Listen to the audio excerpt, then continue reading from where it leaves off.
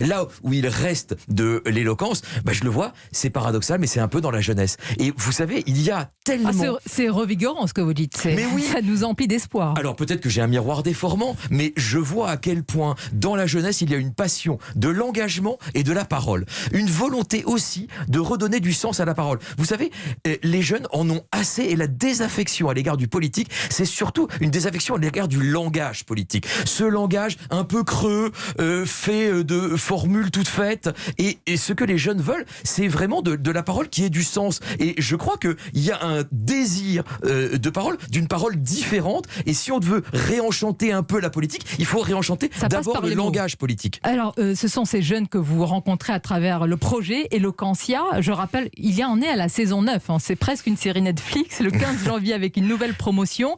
C'est un projet qui permet, Bertrand Perrier, de former ces jeunes à l'expression publique, et vous nous dites qu'ils sont avides de cet art oratoire, intéressés, passionnés. Mais oui, mais pourquoi ? Parce qu'on est inévitablement jugé dans la société sur la façon dont on parle. Je le raconte dans le livre, il y a une étude américaine qui montre qu'à partir des 7 premiers mots que vous avez prononcés, les 7 premiers, vous êtes déjà catégorisé dans un champ socio-professionnel. Et donc pour les jeunes, et notamment ces jeunes de Seine-Saint-Denis que l'on forme avec les amis d'Eloquentia, c'est d'autant plus déterminant. Et la parole, c'est un marqueur social aussi. Et c'est donc une façon de s'insérer. C'est pour ça que c'est là qu'il faut enseigner la prise de parole. Et ils sont avides de cela parce qu'ils savent que c'est une clé pour eux. Et je vais même vous dire quelque chose, ils savent que c'est une clé pour elles. Parce qu'il y a énormément de filles à Eloquentia, et je me réjouis. Et il ne faut pas, il ne s'inspire pas du débat politique. Et vous dites vous-même, Bertrand Perrier, parlant de ce débat, qu'il y a de la gonflette oratoire, c'est-à-dire...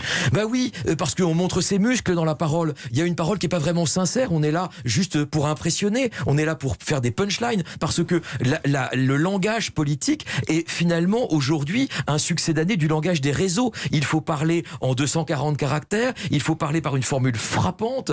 Il faut parler pour terrasser l'autre. Et donc, il n'y a pas d'écoute. Il n'y a pas de vrai dialogue. Il n'y a pas de nuance. Vous savez, Jean Biendebaud écrit le courage de la nuance.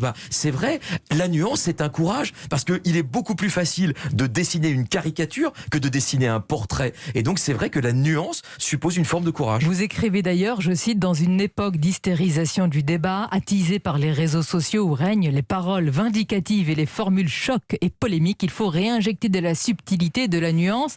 Éloge de la nuance dans le débat en ce moment, il faut y aller. Il faut avoir du courage, comme vous le dites. Parce qu'on est au début de la campagne électorale et évidemment le débat est très polarisé. Peut-être qu'au fur et à mesure... Il y a des formules que vous avez retenues qui sont chocs, ou alors au contraire vous dites que ce sont des paroles qui vident le sens même de ce qu'est la Respublica aujourd'hui.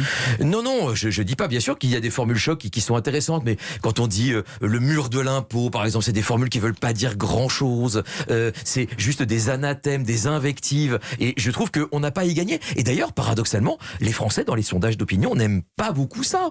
Les Français préfèrent le langage mesuré, et vous savez, il y a une expérience qui a été faite aux États-Unis qui est absolument passionnante, qui s'appelle America in One Room. On a mis pendant 4 jours, 500 personnes qui avaient des avis complètement divergents dans une pièce. On les a fait débattre, modérer, etc. Il y avait 26 sujets de désaccord. À la fin, il n'y en avait plus que 4. Donc, ce qui nous manque aussi, c'est des espaces de dialogue, de temps et de rationalité. C'est comme ça qu'on peut retrouver en France le goût de la conversation, un mot qu'on n'utilise plus d'ailleurs, la conversation. Mais conversation, c'est un mot magnifique parce que vous savez que jusqu'au XVIIe siècle, conversation, ça ne voulait pas dire parler ensemble, ça voulait dire vivre ensemble. Donc on nous parle du vivre ensemble en permanence. N'oublions pas que le vivre ensemble, c'est une conversation.